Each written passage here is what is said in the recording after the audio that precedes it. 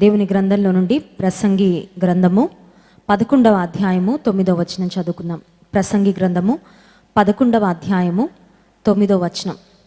యవ్వనుడా, నీ యవ్వనమందు సంతోషపడుము, నీ యవ్వన కాలమందు నీ హృదయము సంతుష్టిగా ఉండనిమ్ము. నీ కోరిక చొప్పునను నీ దృష్టి యొక్క ఇష్టము చొప్పునను ప్రవర్తింపుము. అయితే వీటన్నిటిని బట్టి దేవుడు నిన్ను తీర్పులోనికి తెచ్చినని జ్ఞాపకము ఉంచుకొనుము. ప్రార్థన. పరిశుద్ధ ప్రేమ కలిగిన తండ్రి, నీకు స్తోత్రాలు. నీ సన్నిధిలో మేము చేరడానికి నీవు ఇచ్చిన భాగ్యాన్ని బట్టి స్తోత్రాలు. నీ వాక్యము ద్వారా మమ్మల్ని సంధించు ప్రభా. నీ వాక్యము దహించే అగ్ని వంటిది కనుక స్తోత్రాలు. బండలు బద్దలు చేయి శుద్ధి వంటిది కనుక స్తోత్రాలు ప్రభా. మాలో ఉన్న చెత్తను, పాపమును, అపవిత్రతను, నీకు అయిష్టమైన ప్రతి కార్యమును, ప్రతి మార్గమును, నీ వాక్యాన్ని మేము వింటూ ఉండగా ప్రభా, నీవే తొలగించమని, శుద్ధి చేయమని, నీ పరిశుద్ధ అగ్నితో మమ్మల్ని నీవే దహించి నాయన, నీవే నీకు ఇంపైన పాత్రలుగా మలుచుకోమని వేడుకుంటూ, నిష్ప్రయోజనమైన ఏ మాట కూడా నా నోట రాకుండానట్లు సహాయం చేయండి. మా అందరికీ క్షేమాభివృద్ధికరమైన మాటలు నీవు అందించండి, మహిమను పొందండి. యేసునామమున ప్రార్థిస్తున్నాం తండ్రి, ఆమేన్. బైబిల్ గ్రంథంలో అన్ని వయసుల వారికి కావలసిన జీవన సూత్రాలు వ్రాయబడి ఉన్నాయి. మనందరం ప్రతి ఒక్కరం తమ జీవితాల్లో యవన దశను దాటి వచ్చిన వారే కదండి. యవన కాలాన్ని దాటి వచ్చిన వారే. ఒకవేళ మీకు ఇప్పుడు పిల్లలు ఉంటే మీరు యవన దశను దాటి వచ్చేసారు. ఒకవేళ you maybe young people already ఇప్పుడు యవన దశలో ఉన్నవాళ్ళు ఉండుండొచ్చు. అయితే దేవుని గ్రంథంలో వ్రాయబడిన ఏ మాట కూడా నిష్ఫలమో కాదు. దేవుని మాట అన్ని కాలాల్లో, అన్ని సమయాల్లో మనకు ప్రయోజనకరమైంది, ఆశీర్వాదాన్ని కలుగచేసేది. ఇక్కడ ప్రాముఖ్యంగా ప్రసంగి గ్రంథం, ఎక్లీజియాస్టస్ అనే ఈ పుస్తకాన్ని జ్ఞాని అయిన సొలొమోను రచించాడు. జ్ఞాని అయిన సొలొమోను జీవిత అనుభవాలన్నిటినీ వడపోసి తన అనుభవాలలో తనకు దేవుడిచ్చిన శ్రేష్టమైన జ్ఞానం ద్వారా తాను ఏమి నేర్చుకున్నాడో అవన్నీ మనకు తెలియచేస్తూ ఈ సామెతల గ్రంథము, ప్రసంగి గ్రంథము వీటన్నిటినీ వ్రాసినట్లు దివ్యలేఖనాల్లో మనం చూస్తాం. ఈ లోకంలో ఎలా బ్రతకాలి, మన రిలేషన్షిప్స్లో, మన సంబంధ బాంధవ్యాల్లో మనం ఎలా ఉండాలి, ఒక్కొక్క పరిస్థితి వచ్చినప్పుడు ఎలా ప్రవర్తించాలి, వాటిని గూర్చిన మాటలన్నీ కూడా మనము సామెతల గ్రంథంలో అలాగే ప్రసంగి గ్రంథంలో కూడా చూస్తాం. జీవితాన్ని కాచి వడపోసి సొలొమోను రాజు చాలా మాటలు ఈ ప్రసంగి గ్రంథంలో వ్రాస్తూ ఉంటాడు. చూడండి, జ్ఞాని అయిన వారు, ఎక్స్పీరియన్స్డ్ అయిన వారు అనుభవపూర్వకంగా చెప్పే మాటలు మనం జాగ్రత్తగా ఆలకిస్తే మనం కూడా చాలా జ్ఞానాన్ని సంపాదించుకుంటాం. అన్నీ మనం ఎక్స్పీరియన్స్ చేసి నేర్చుకోవాల్సిన అవసరం లేదు. ఎవరైనా ఒక ప్రాంతానికి వెళ్ళి అక్కడ మంటుందండి, అనుకోకుండా నేను కాలు పెట్టాను, నా కాలు కాలింది అని మనకు చూపించారనుకోండి, లేదండి ఇది నేను కూడా అనుభవపూర్వకంగా తెలుసుకుంటే తప్ప నమ్మను అన్నాం అనుకోండి, మనం ఖచ్చితంగా పిచ్చివాళ్ళమే. సో ఎవరైనా అనుభవపూర్వకంగా ఏదైనా మనకు చెప్పినప్పుడు వారి అనుభవాల నుండి మనం పాఠాలు నేర్చుకుంటే మనకు వారికి తగిలిన గాయాలు లేకపోతే వారికి కలిగిన నష్టాలు, కష్టాలు రాకుండా మనల్ని మనము కాపాడుకోవచ్చు. A fool repeats mistakes but a wise person learns from others mistakes అని ఒక కొటేషన్ ఉంది. జ్ఞానవంతులంట ఇతరుల యొక్క పొరపాట్ల నుండి పాఠాలు నేర్చుకుంటారంట. జ్ఞానం లేని వారు చేసిన పొరపాటునే ఇతరులు చేసిన పొరపాట్లు వాళ్ళు చేస్తారు. వారు ఒకసారి జీవితంలో పొరపాటు చేసి దెబ్బతిన్న తర్వాత కూడా మళ్ళీ అదే పొరపాటుని చేస్తూ జీవితంలో నష్టపోతూ ఉంటారంట. జ్ఞాని అయిన సొలొమోను జీవితంలో అనేకమైన విషయాలను పరిశీలించి దేవుడు తనకిచ్చిన ఉన్నతమైన జ్ఞానం ద్వారా ప్రసంగి గ్రంథంలో ఎన్నో మాటలు వ్రాసారు. ఇప్పుడు మనం చదువుకున్న ఈ వచనం 11వ అధ్యాయం 9వ వచనం కూడా చాలా చాలా అమూల్యమైన మాట. ప్రాముఖ్యంగా టార్గెట్ ఆడియన్స్ ఎవరంటే ఈ వచనంలో young people, but I think it applies for all age groups. అన్ని వయసుల వారికి అది వర్తిస్తుంది అని మనం చెప్పుకోవాలి. ప్రాముఖ్యంగా యవనస్తులను ఉద్దేశించి ఈ మాటలు జ్ఞాని అయిన సొలొమోను, ప్రసంగి అయిన సొలొమోను పలికినట్లు మనం చూస్తాం. ఇంకొకసారి చదువుకుందాం, చూడండి, అందరం కలిసి చదువుకుందాం. యవ్వనుడా, నీ యవ్వనమందు సంతోషపడుము, నీ యవ్వన కాలమందు నీ హృదయము సంతుష్టిగా ఉండనిమ్ము. నీ కోరిక చొప్పునను నీ దృష్టి యొక్క ఇష్టము చొప్పునను ప్రవర్తింపుము. అక్కడ వరకు చాలా బాగుంది కదండి. యవ్వనుడా, యవ్వన కాలంలో సంతోషించు, be happy, enjoy your life, do whatever pleases you. నీకేమనిపిస్తే అది చెయ్యి. నీ యవ్వనంలో సంతోషించు, నీ హృదయాన్ని సంతుష్టిగా ఉంచు. అంటే నీ హృదయం ఏం చెప్తుందో అది చేసేయి. నీ కోరిక చొప్పున, నీ దృష్టి యొక్క ఇష్టం చొప్పున ప్రవర్తించి. అక్కడి దాకా ఎలా ఉందంటే మనకి అన్నిటికీ లైసెన్స్ ఇచ్చేసినట్లు ఉంది. ఆ తర్వాత అయితే అని ఉంది చూసారా, అక్కడ నుంచి కొంచెం జాగ్రత్తగా మనం చూడాలన్నమాట. అక్కడ వరకు ఎలా ఉందంటే, ఒక హైవే మీద స్పీడ్ బ్రేకర్స్ లేకుండా, స్పీడ్ లిమిట్ లేకుండా, ట్రాఫిక్ పోలీసులు లేకుండా ఎలా అయినా వెళ్ళిపోవచ్చు అన్నట్లుగా ఉంది. ఇంకా యవ్వనస్తులు అక్కడ దాకా చదివి వదిలేశారు అనుకోండి, ఆహా దేవుని గ్రంథంలో మా ఇష్టానుసారంగా ప్రవర్తించవచ్చు అన్నమాట.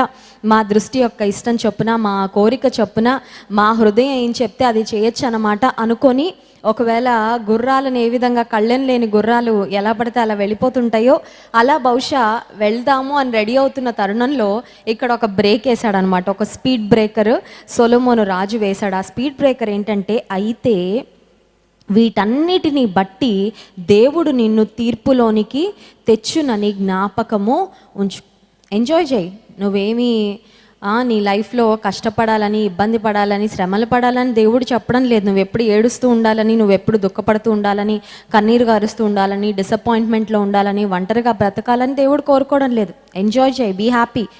నీ హృదయాన్ని సంతోషంగా ఉండని. నీ లైఫ్లో నీకేమన్నా చేయాలనిపిస్తే, మంచి పనులు చేయాలనిపిస్తే అన్నీ చేయి. అయితే ఒక్క విషయం గుర్తుపెట్టుకో. ఆ ఒక్క విషయం ఏంటంటే, వీటన్నిటిని బట్టి దేవుడు నిన్ను తీర్పులోనికి తెచ్చినని జ్ఞాపకము ఉంచుకో. చాలాసార్లు మనం ఇయర్ ఎండింగ్లో ఏ విధంగా అయితే మరి ఎగ్జామ్స్ ఉంటాయో, జీవితం చరమాంకంలో, లేకపోతే ఈ జీవిత ప్రయాణం మనం ముగించుకున్న తరువాత దేవుని దగ్గర ఒక అసెస్మెంట్ ఉంటుందని మనం మర్చిపోతూ ఉంటాం. చూడండి, పిల్లలు సంవత్సరం అంతా స్కూల్కి వెళ్తారు, ఇప్పుడు ఆన్లైన్ క్లాసెస్ అటెండ్ అవుతున్నారు. At the end of the academic year వాళ్ళకి పరీక్షలు ఉంటాయి. సో ఆ పరీక్షల్లో సంవత్సరం అంతా ఏం చదివారో అది ప్రూవ్ చేసుకోవాలి. వాళ్ళకి గ్రేడ్ వస్తేనే వాళ్ళు నెక్స్ట్ క్లాస్కి ప్రమోట్ అవుతారు, నెక్స్ట్ క్లాస్కి వాళ్ళని ప్రమోట్ చేస్తారు. ఆధ్యాత్మిక జీవితంలో కూడా కొన్నిసార్లు అనుకుంటాం, నాకు మార్కులు ఎవరు వేస్తారు, నేనేం పరీక్షలు రాస్తున్నాను. ఆధ్యాత్మిక జీవితం అంటే అంత సీరియస్గా ఉండాలా? దేవుడు నిజంగా అన్నీ గమనిస్తాడా? దేవుడు వీటన్నిటికీ అసెస్మెంట్ చేస్తాడా? వీటన్నిటిని బట్టి తీర్పులోనికి తీసుకొస్తాడా అన్న అవగాహన చాలామందికి వారి జీవితంలో ఉండదు. కానీ జ్ఞాని అయిన సొలొమోను చెప్తున్న మాట ఏంటంటే, వీటన్నిటిని బట్టి దేవుడు నిన్ను తీర్పులోనికి తెచ్చునని జ్ఞాపకము ఉంచుకో. ఒకానొక దినాన దేవుడు తీర్పు తీర్చబోతున్నాడు. నీకు ఆయన ఇచ్చిన సమయము, నీకు ఆయన ఇచ్చిన అవకాశాలు, నీకు ఆయన ఇచ్చిన జీవితము, ఆయన నీకు ఇచ్చిన తలాంతులు, వాటన్నిటిని బట్టి ఒక దినము నిన్ను అడుగుతాడు, లెక్క అడుగుతాడు. నువ్వు ఆయన ఎదుట నిలబడి లెక్క అప్పచెప్పాలి. చూడండి, కొన్నిసార్లు భర్తలు భార్యలకి ఇంటి ఖర్చుల కోసం కొంత అమౌంట్ ఇస్తారు. అది హోమ్ మినిస్టర్ గారి అకౌంట్లోకి వెళ్ళిపోద్ది అన్నమాట. ఇంకా ఇంట్లో హోమ్ మినిస్టర్లు ఏమన్నా చేయొచ్చు, వాటిలో కొంత దాచేసి కొంత ఖర్చు పెడతాం. దాన్ని రకరకాలుగా స్పెండ్ చేస్తూ ఉంటారు. కొంతమంది బంగారం తీసి దాస్తూ ఉంటారు. ఓకే, అది ఫ్యూచర్లో ఒక ఇన్వెస్ట్మెంట్ లాగా, ఒక సేవింగ్ లాగా పనికొస్తుందని. ఒక్కొక్కరు ఒక్కొక్క రకంగా వ్యవహరిస్తూ ఉంటారు. బహుశా నా భర్త మళ్ళీ నన్ను తిరిగి అడగడు కాబట్టి నేను ఏమన్నా చేయొచ్చు అని అనుకోవచ్చు. కానీ దేవుడు మనకు ఇచ్చిన జీవితం, దేవుడు మనకి ఇచ్చిన సమయం, దేవుడు మనకు వినిపిస్తున్న ఆయన మాటలు, వీటన్నిటినీ ఒకరోజు అడుగుతాడు. 100 దినాలు ఉపవాస ప్రార్థనలు చక్కగా విన్నారు, మరి విన్నదాన్నంతా ఏమీ చేశారు? వినడం మంచిదే, వినడం చాలా ప్రాముఖ్యం. దేవుని వాక్యము వినుట ధన్యత. ఈ మాటలు వినువారును చదువువారును అనే మాట మనం గమనిస్తాం. ప్రకటన గ్రంథం 1వ అధ్యాయంలో మనం గమనించినట్లయితే దేవుని వాక్యాన్ని వినేవారు కూడా ధన్యులని. బట్ ఒకరోజు దేవుడు అసెస్మెంట్ చేస్తాడు. ఏమనంటే, చాలా విన్నావు కరెక్టే, బట్ విన్న వాటిలో ఎన్ని ఫాలో అయ్యామో, ఒక దినము మనం తీర్పులో నిలబడాలి. 1 కొరింథీ పత్రిక 3వ అధ్యాయము 11 నుండి 13 వచనాల వరకు మనం చూసినట్లయితే, అపోస్తలుడైన పౌలు దేవుడు ఒక దినాన మనల్ని పరీక్షిస్తాడు అనే మాట అక్కడ వ్రాయడం జరిగింది. చూడండి, 1 కొరింథీ పత్రిక 3వ అధ్యాయము 11వ వచనం నుండి 13వ వచనం వరకు. వేయబడినది తప్ప మరి ఒక పునాది ఎవడునూ వేయనేరడు, ఈ పునాది యేసుక్రీస్తే. ఎవడైనను ఈ పునాది మీద బంగారము, వెండి, వెలగల రాళ్ళు, కర్ర, గడ్డి, కొయ్యకాలు మొదలైన వాటితో కట్టిన ఎడల వాని పని కనబడును. ఆ దినము దానిని తేటపరచును, అది అగ్ని చేత బయలుపరచబడును. మరియు వాని పని ఎట్టిదో దానిని అగ్నియే పరీక్షించును. దేవుడు ఒకరోజు మనల్ని పరీక్షించబోతున్నాడంట. ఆ పరీక్ష రిటర్న్ టెస్ట్ కాదు, ఆ పరీక్ష ఆన్లైన్ టెస్ట్. అంతకంటే ఎగ్జామ్ ఎలా ఉంటుందండి? మనకెందుకో పరీక్ష అనగానే ఒక రకమైన టెన్షన్ అనమాట. అయితే ప్రతి ఒక్కరం ఒకరోజు ఖచ్చితంగా పరీక్షించబడతాం. అసెస్మెంట్ లేకుండా, దేవుడు మన జీవితాన్ని పరీక్షించకుండా, మన ఆత్మీయత యొక్క నాణ్యతను పరీక్షించకుండా పరలోక రాజ్యంలో బహుమానాలు మాత్రం మనకు ఖచ్చితంగా ఇవ్వడు. ఒలింపిక్స్కు చాలామంది వెళ్తారేమో, చాలామంది పోటీలో పాల్గొంటారేమో, కానీ gold medal, silver medal, bronze medal వచ్చేవారు వారి పని, లేకపోతే వాళ్ళ సామర్థ్యం, వారి నైపుణ్యత వాళ్ళు ప్రూవ్ చేసుకుంటే తప్ప వాళ్ళకి మెడల్ రాదు. దేవుడు కూడా, యేసుక్రీస్తు ప్రభువు కూడా మన జీవితాన్ని ఒక దినం పరీక్షిస్తారంట. దేంతో పరీక్షిస్తాడు? Is he going to test our intellectual ability? మనకున్న జ్ఞానాన్ని పరీక్షిస్తాడా? మనకున్న బైబిల్ పరిజ్ఞానాన్ని పరీక్షిస్తాడా? చాలామంది క్వశ్చన్ అండ్ ఆన్సర్ సెషన్ పెడుతూ ఉంటాం యూత్ కాన్ఫరెన్సెస్లో.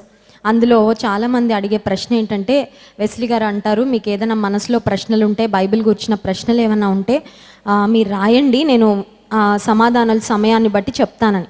చాలామంది అడిగే ప్రశ్న ఏంటంటే, కయ్యను భార్య పేరు ఏంటి? ఇప్పుడు ఆవిడ భార్య పేరు ఏంటైతే మనకేంటి?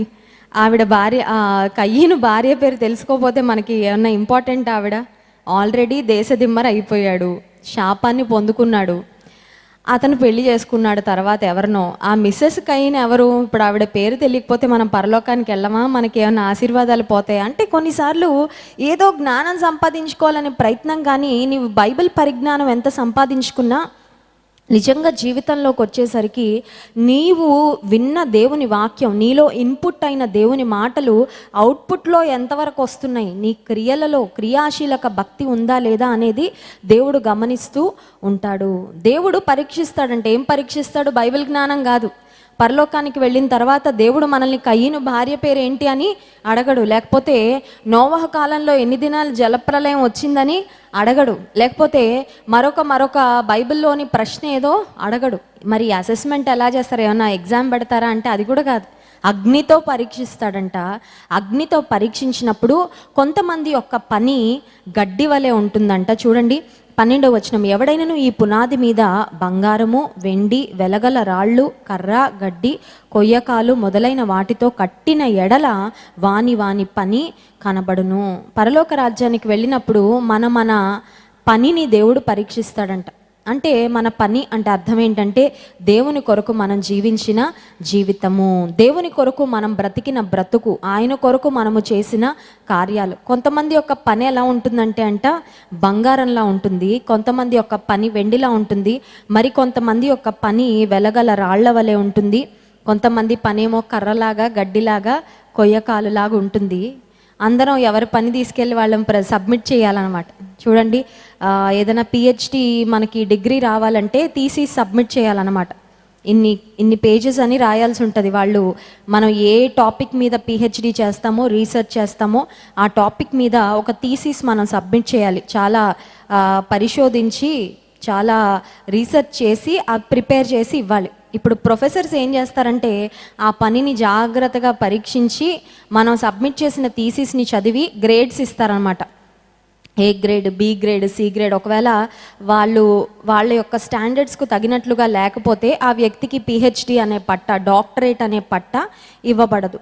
సో ఎలా అయితే ఒక పిహెచ్డి చేసిన వాళ్ళు, లేకపోతే కాలేజ్లో ప్రొఫెషనల్ కోర్సెస్లో చదివే వాళ్ళు ఇయర్ ఎండింగ్లో రికార్డ్ సబ్మిట్ చేయాలి. ఇయర్ అంతా చేసిన ప్రాక్టికల్స్, వీటన్నిటి రికార్డ్ సబ్మిట్ చేసి ఆ లెక్చరర్సో ఫ్యాకల్టీయో దాన్ని చక్కగా ఇవాల్యుయేట్ చేసి మార్క్స్ వేస్తూ ఉంటారు, గ్రేడ్స్ వేస్తూ ఉంటారు.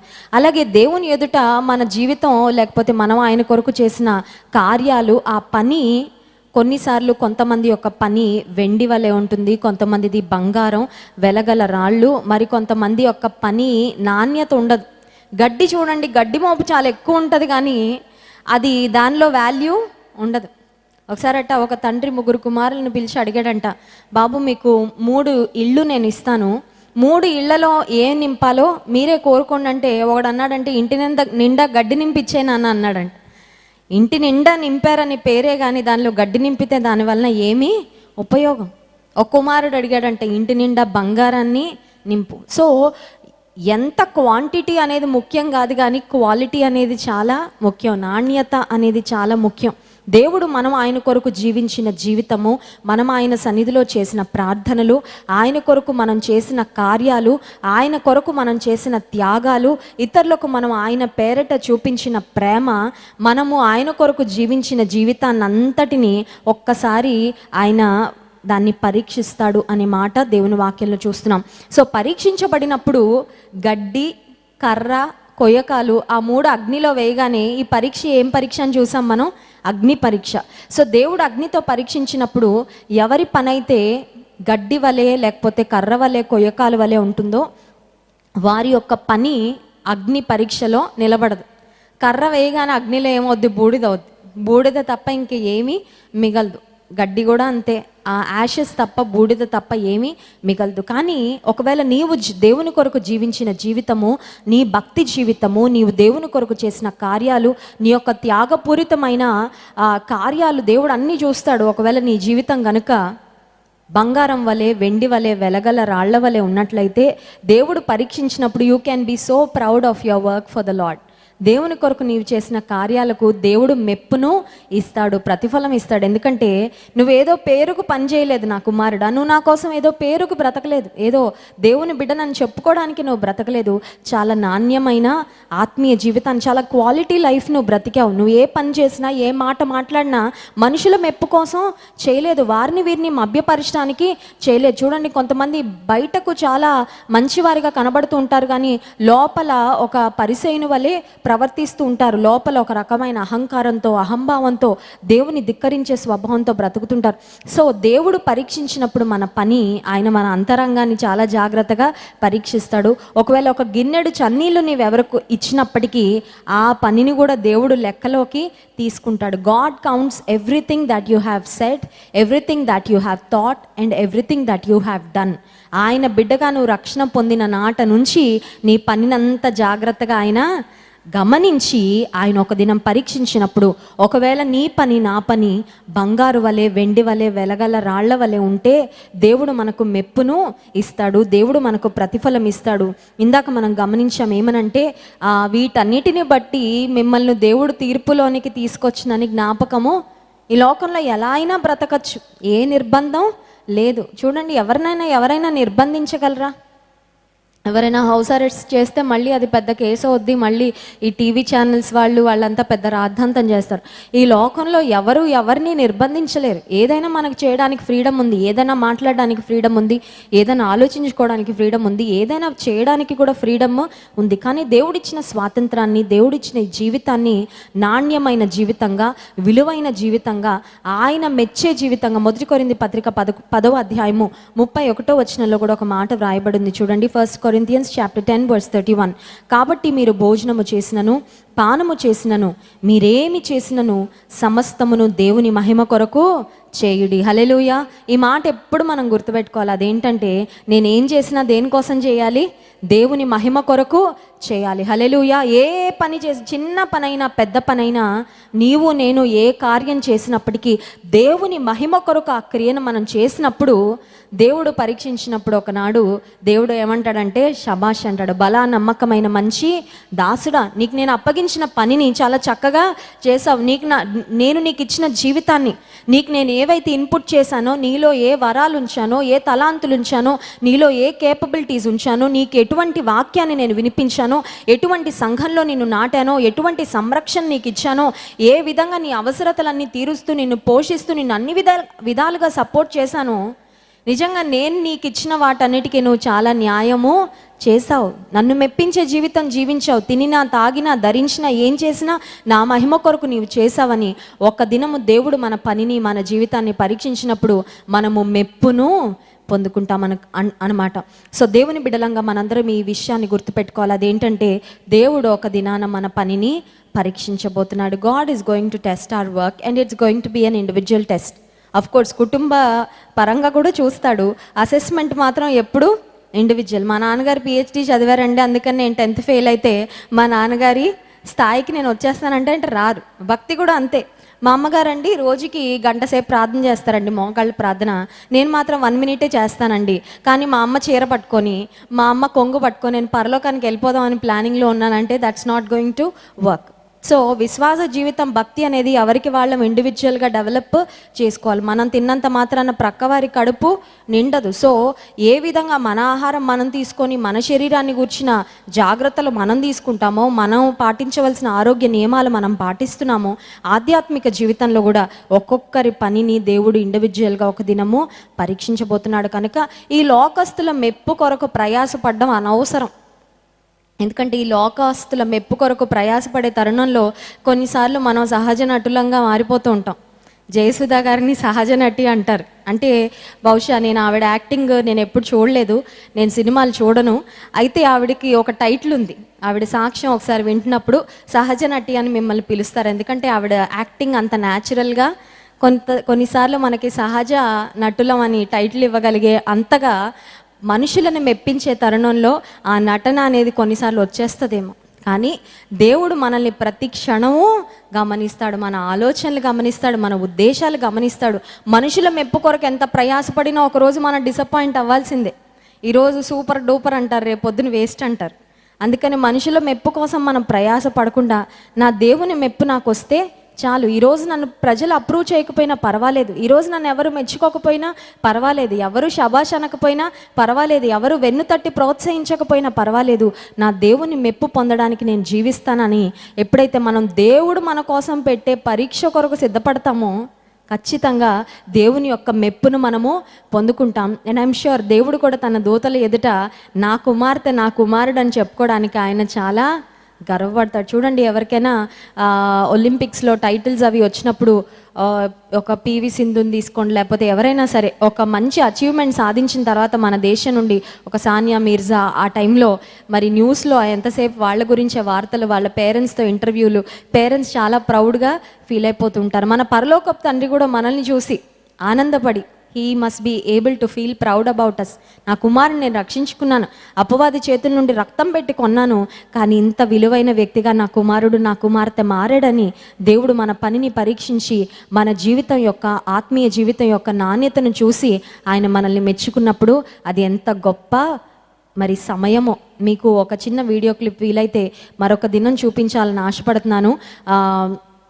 పరలోకంలో దేవుడు మనకి కిరీటాలు ఇచ్చేటప్పుడు ఆ ఫీలింగ్ ఎలా ఉంటుందో అదొకసారి ఒకసారి చూసామనుకోండి, మనకి ఒక మెంటల్ పిక్చర్ ఒకటి వచ్చేస్తుంది అనమాట. ఏంటంటే ఒకరోజు పరలోకంలో నేను కూడా ఆయన ఎదుట నిలబడతాను, ఆయన మెప్పుని నేను పొందుకోవాలనే తాపత్రయంతో ఈ లోకంలో మనం బ్రతికితే ఏ పరిస్థితి కూడా మనల్ని కదలించదు. నథింగ్ కెన్ షేక్ అస్. కొన్నిసార్లు చిన్న చిన్న వాటికి డిసప్పాయింట్ అయిపోవడానికి కారణం మన ఆలోచన, మన కాన్సన్ట్రేషన్ చాలాసార్లు మనుషుల చుట్టూయే ఉంటుంది. కానీ దేవాది దేవుని వైపు విశ్వాసమునకు కర్తయు దాన్ని కొనసాగించువాడైన యేసు వైపు చూచి మనం సాగిపోయినప్పుడు పందెపు రంగంలో ఓపికతో పరిగెత్తుతాము, నిశ్చయంగా మనం బహుమానాన్ని పొందుకుంటాం. అటువంటి కృప దేవాది దేవుడు మనందరికీ అనుగ్రహించును గాక.